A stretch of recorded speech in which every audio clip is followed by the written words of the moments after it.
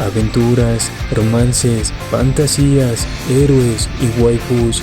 Esto es la historia y evolución del anime.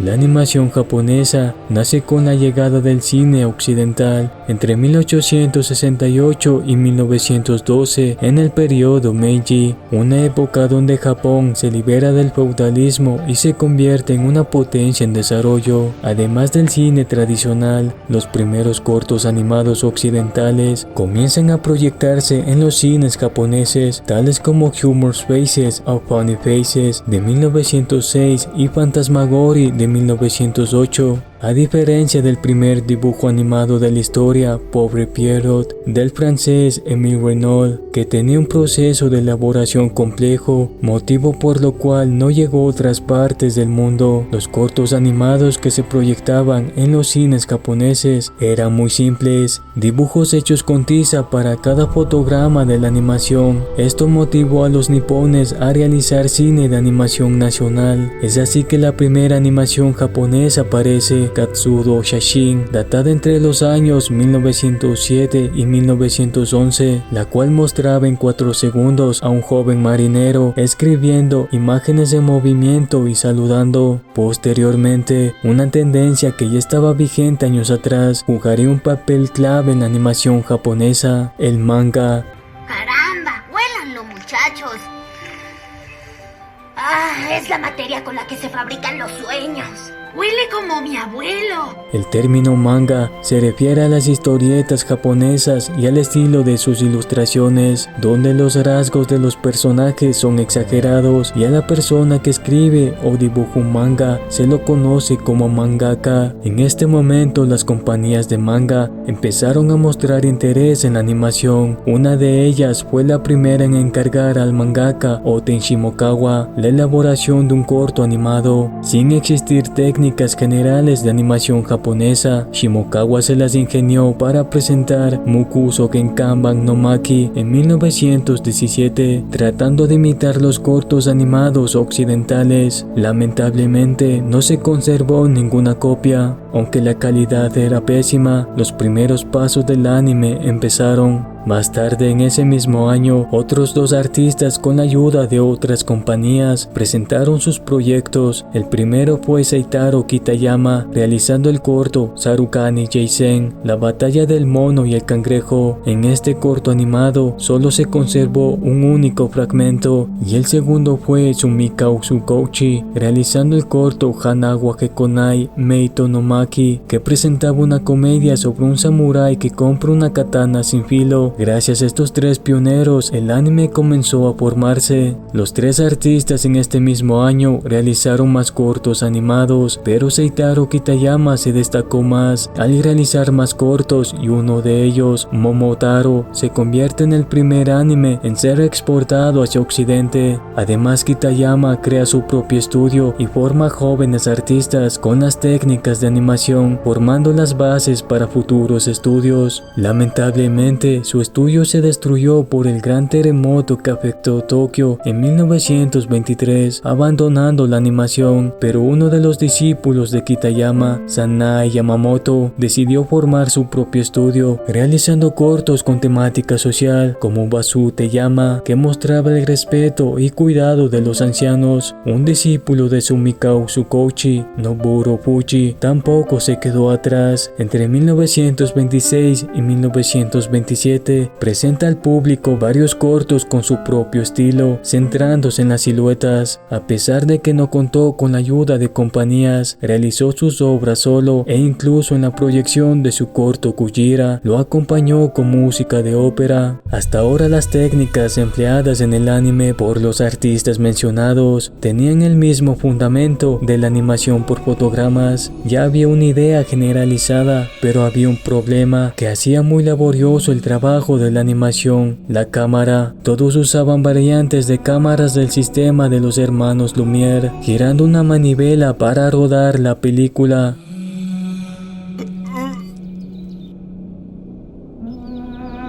¿Qué clase de sitio es este?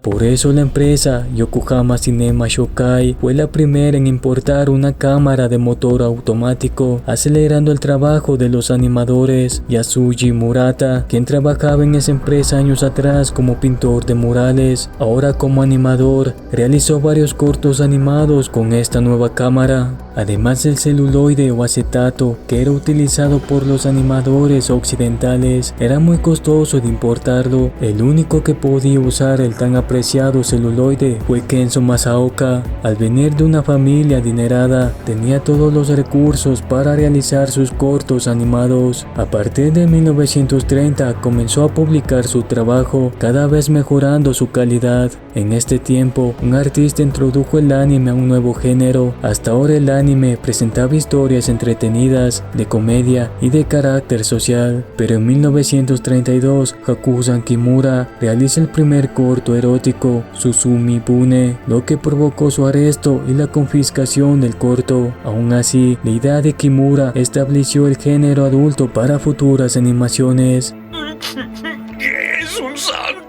Un año después, Masaoka realizó la primera animación sonora con voces en off. La calidad en sus cortos mejoraba, llegando a ser comparado con los cortos de Silly Symphonies de Walt Disney. Posteriormente, la Segunda Guerra Mundial comenzó, por lo que varios animadores pausaron sus proyectos. En este tiempo, el anime se convierte más de carácter bélico. Aún así, Mitsuyo Seo realizó el primer largometraje animado con sonido, Momotaro Umi no Shinpei. Después de terminar la Segunda Guerra Mundial, algunos animadores fundaron varios estudios de animación, entre los que se destaca Japan Anime Films, posteriormente renombrado como Toei Doga. Se fundó en 1948 con la ambición de convertirse en el Walt Disney Oriental, creando la primera animación japonesa a color, Hakuya-den. Además, el concepto de waifu aparece con este largometraje, ya que muchos quedaron cautivados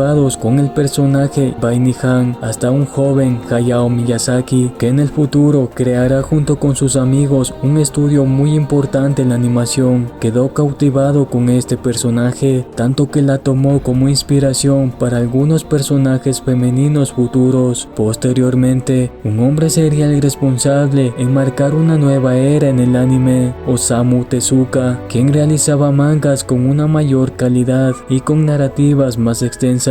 Crea su propia compañía en 1962, Mushi Production, después de realizar algunos cortos experimentales y ver cómo la televisión aumentaba en los hogares nipones, donde se transmitió la primera película de anime, Mitsu no Hanashi, y la primera serie de anime, Otagi Manga Calendar, de carácter educativo. Tezuka se planteó realizar una serie animada, a la vez que Toei Doga también se consideró hacer una serie, pero no lo hizo, ya que era un trabajo laborioso al entregar un episodio cada semana, además de que no era rentable ni popular. Tezuka se aceptó el reto, pero no tenía los medios ni el equipo técnico que Toei Doga presumía en sus animaciones, así que Tezuka utiliza la menor cantidad posible de celuloide, usando la técnica de animación limitada, la cual simplifica los movimientos haciéndolos más realistas, además de reducir tiempo y costos de producción. Todo este trabajo lo aplica en la adaptación de su propio manga, y en 1963 se emite la primera serie animada en tener éxito en todo Japón y en el resto del mundo, Tetsuhan Atom, conocida en Occidente como Astro Boy,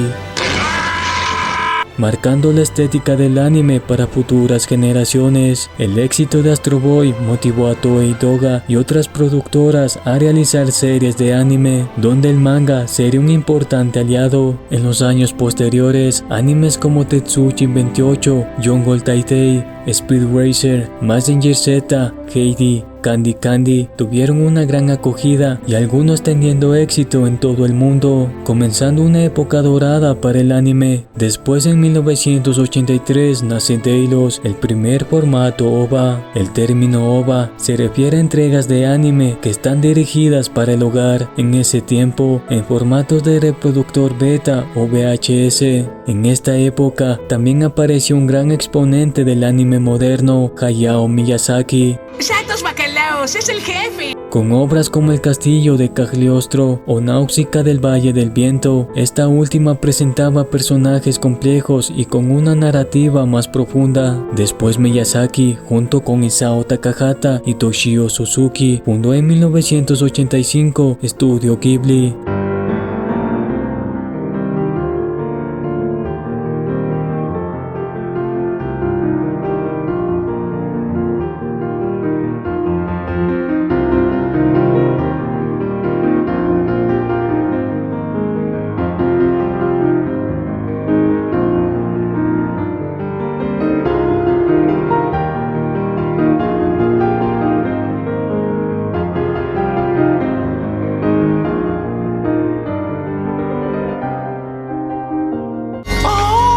Y El viaje de Chihiro, la cual ganó el Oscar como mejor película de animación. ¿Nani? Posteriormente obtuvo un Oscar honorífico. ¡Oh, my God! Su amigo Takahata tampoco se quedó atrás.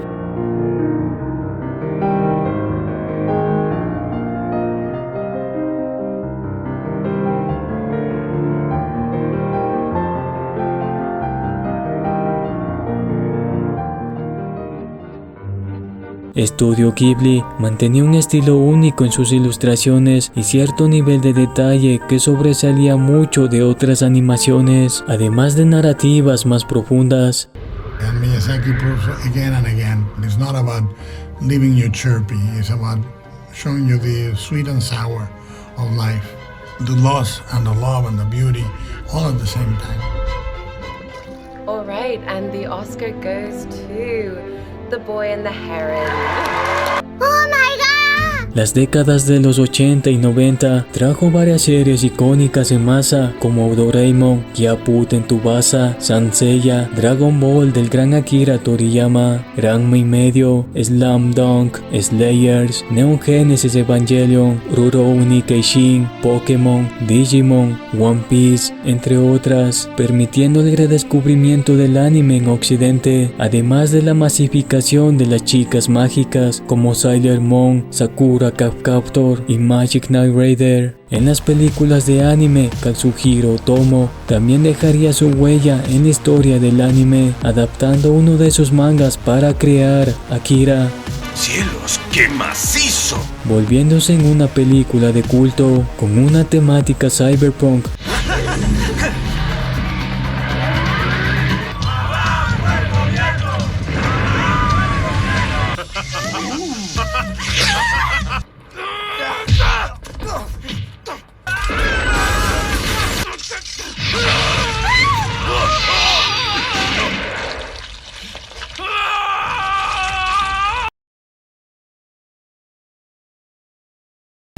The latest computerized technology was used throughout the making of this film. The computer graphics were done at the High-Tech Lab in Tokyo. Recibió reconocimientos y se la considera hoy en día como una de las mejores películas de animación y ciencia ficción de todos los tiempos. Años después, Otomo también crearía Steam Boy, la cual ganó el premio a la mejor película de animación en el Festival de Cine de Sitges.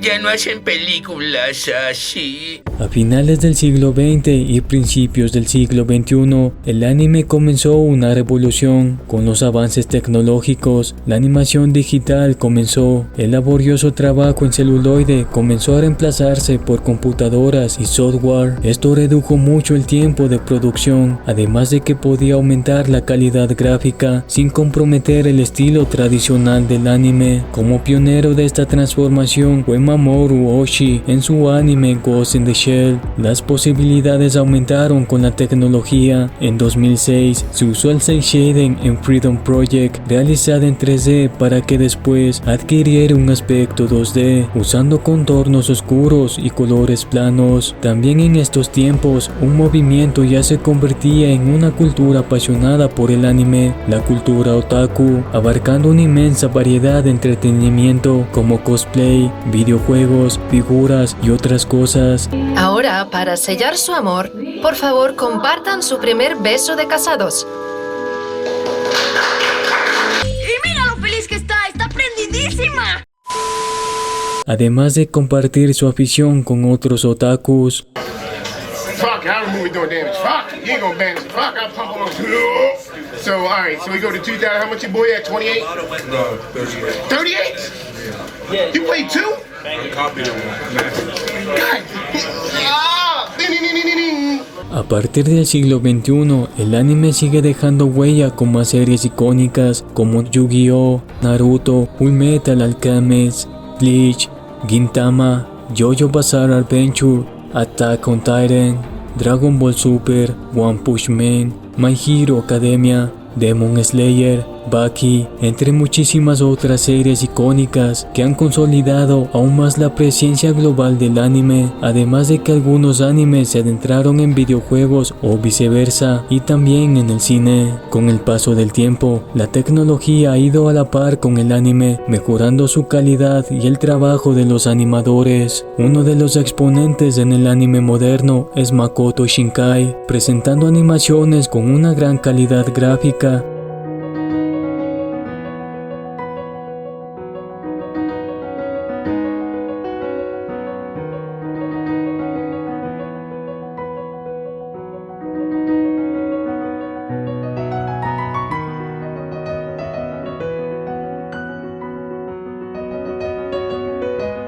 Además de mejoras en la iluminación y en movimientos más realistas.